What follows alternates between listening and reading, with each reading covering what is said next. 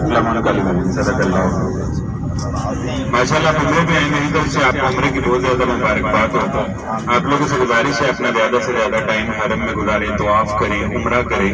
جو لوگ طواف نہیں کر سکتے, عمرہ نہیں کر سکتے, وہ خالی خانہ کعبہ کی جا کے زیارت ہی کرتے رہے, اس کا بھی بہت زیادہ ثواب ملتا ہے. اپنا یہ جو قیمتی ٹائم ہے اپنے ہوٹل کے روم میں ضائع نہ کریں, اپنا زیادہ سے زیادہ ٹائم حرم میں گزاریں. اکثر لوگ عمرہ کرتے ہوئے, عمرہ کرنے کے بعد کئی حاجی لوگوں کے ذہن میں یہ بات آ جاتی ہے, پتہ نہیں ہماری یہ ٹوٹی پھوٹی عبادت, ہمارا عمرہ قبول ہوا ہے یا نہیں ہوا. اپنے ذہن میں یہ باتیں نہ لایا کریں. جس پاک ہستی نے آپ کو اپنا گھر دکھا دیا, غلاف کعبہ دکھا دیا, تو اس کی قبولیت میں بھی کوئی شک نہیں ہونا چاہیے. آپ کے سیدھے آپ کی طرف دیکھ لیں, یہ زمزم کی فیکٹری ہے, یہاں سے بوتل وغیرہ پیک ہوتی ہیں جو آپ پاکستان میں, انڈیا وغیرہ میں لے کے جاتے ہیں. یہ زمزم کی فیکٹری آپ کے سیدھے آپ کی طرف.